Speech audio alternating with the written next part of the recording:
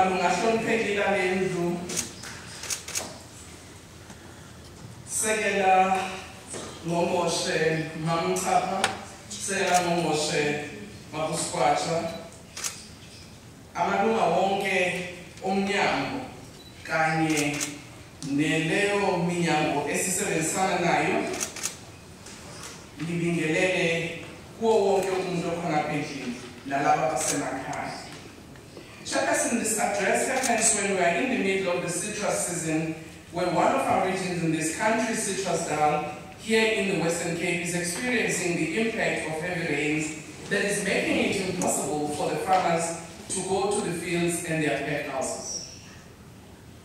In consultation with the province, we will look at interventions that are appropriate to salvage, at best as is possible, the crops and meet the demands of the market, both locally and internationally.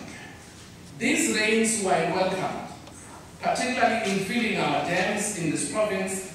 Its disruption and destruction point to the inclement weather patterns that once again remind us of the reality of climate change. Adaptation and adoption of new technologies and farming systems must become part and parcel of our planning process going forward.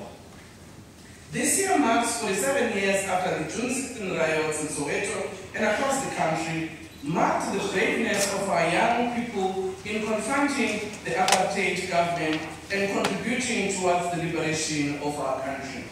It is these young people whom we honor and want to emulate by ensuring that their young people of today work towards the reconstruction and development of a post-apartheid South Africa which they fought for. It is these young people who are asking for government to hold their hands in developing new industries and strengthening old ones with new innovation as well as passion. Young farmers, about 500 of them whom we met at Nazareth last Friday, in partnership with Food from Zanzi and John Deere, are giving us comfort that our country's food security is secured.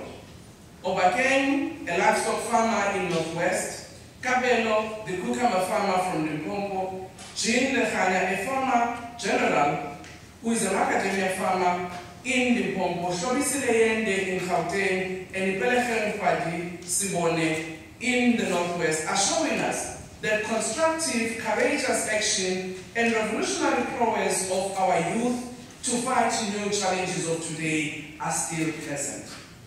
The youth cooperative of young people in Marapiane, where their cooperative's name is Marapiane Bakhatla, have not only shown farming is a business, but that through farming we can create employment in rural communities. It is these small beginnings that give us hope that today's youth are making the future that we see possible today. This budget vote also happens when parts of the world are experiencing serious economic issues, some related to the ongoing conflict in Europe and others following COVID-19 events, as well as in our country, the energy crisis. These crises point to the interdependence and interconnectedness of the global food system. Any disturbance of the system is likely to cause unforetold imbalance in the system. It is therefore important that as policymakers, legislators here, we create an enabling environment that creates resilience in our food system as a country as well as the continent. During this month of June, South Africa has been a beehive of activities hosting several global partners to advance research for development in the agricultural sector. It is in this month that South Africa hosted international events co-hosting the Federation Forum for Agricultural Research, known as FARA, the 8th Agricultural Business and Science Week in Durban. At the apex of discussions were the facilitation, coordination, and advancement of agricultural research and innovation on the African continent, which is more important, particularly now, as we have to deal with issues of climate change and adaptation. The International Seed Federation, hosting the World Seed Congress, which was held here in Cape Town, The Congress discussed a variety of issues relating to seeds, noting the significance of seeds towards transformation of our agri-food systems, as well as to bring them to become more efficient, inclusive, and resilient. The South African Poultry Association, hosting the AVI Africa Poultry Industry in Johannesburg, which was the biggest poultry conference and exhibition in Africa. Again, this event showcased the latest in products, technologies, and services aimed at enhancing business and maximizing the profits of commercial poultry agricultural enterprises. Chairperson, allow me to reflect on the commitments we made last year in our budget vote. We indicated that through the input vouchers from the Presidential Stimulus Initiative known as PESI, the department will support subsistence farmers. I must indicate that to date, 157,000 subsistence farmers in terms of our budget allocation last year were supported. Through the comprehensive agricultural support and Nilimalitsima, which are conditional grants to the provinces, the department has in the past financial year supported 15,853 as well as 25,781 farmers respectively. An example in Gauteng, to red meat mobile abattoirs were supplied to 2 enterprises in Rustenburg, to Sizalo, Onsmara, and Carlfontein, Eve's Eden Farm, for slaughtering to ensure compliance with the Meat Safety Act. In the Free State, Meponyane was assisted with 3.5 million for her vegetable and cut flour businesses, and she has created 10 permanent employment positions. Through the land development support, 83 farmers on proactive land acquisition farms were also supported. Mr. Frank Monage, a farmer in Limpopo specializing in sunflower production, was supported to 250 hectares of sunflower, and he has expanded his operation since then to 371 hectares. The Blended Finance Facility, which we are partnering with together with the IDC, has approved 20 transactions, creating 845 jobs, 30% being women-owned businesses and 10% being youth. The Blended Finance Facility with Land Bank has approved 35 transactions, with thus far creating 588 jobs, 33% of these being women-owned enterprises and 27% being young people. We're able to set up 2 demonstration facilities, as we indicated last year, for hemp production, one in Rustenburg in Northwest and the other in Rudeplat in Gauteng. This is one lesser than we had committed in the previous budget. We're also able to issue about 397 hemp permits to those who have been successful. Market opportunities for small farmers continued to be opened at local level, supported by the department and through partnership with stakeholders such as the Department of Small Business. The task team on biosecurity, which tabled its report with recommendations and valuable insights into how we can improve our animal health system as a country, has actually enabled us to be able to look at strengthening our provincial and national environment in terms of veterinary services and animal health generally, but at the same time, given us enough room to be able to engage with Treasury on how we can implement some of those recommendations.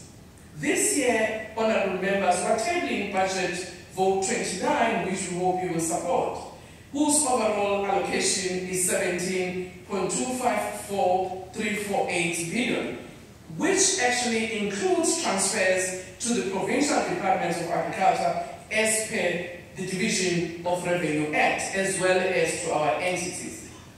This allocation for this year will enable us to implement programs that continue to address food security needs of our communities and our country, address land hunger, transform special planning, and contributes towards the development of our rural areas in partnership with other spheres of government. Chairperson, I must say that this year we want to make a case for investment in communal areas following an analysis that we've concluded as a department in partnership with the Agricultural Marketing Council, the NAMC. Through this analysis, if we restore 10% at least of the land that is in communal areas by putting it back into production, about 59 billion over and above the business as usual baseline. If everything remains the same, it's possible. This could unlock approximately 500,000 job opportunities in agriculture and related industry. It is our hope that the work that we'll be doing in this regard with provinces will indeed change the face of our rural communities. I must say, Chairperson, one of the issues that you are aware had been raised by our traditional leaders with regards to spatial planning.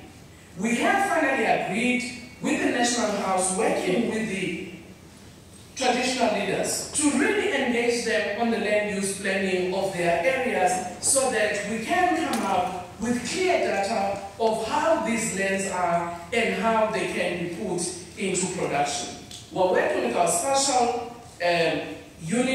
spatial planning unit, and using the relevant technologies such as drones to make sure that indeed we can assist the process of land use planning in our communal areas going forward.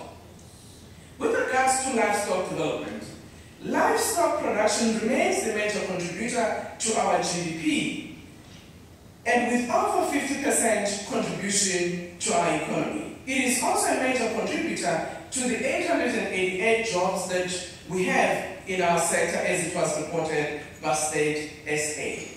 However, for any of our heads to be in good shape, the issue of animal health as well as availability of vaccine is possible. Chairperson, we have deliberated on this matter and how we need to strengthen the OPP. However, we've gone beyond that, not only looking at strengthening the OPP, but also how to work with other relevant bodies in our country in order for us to be able to produce at scale the vaccines that we are needing. I must say that our register have done steady work to make sure that we fast-track registration where necessary. Again, with regards to the cannabis master plan, this week, government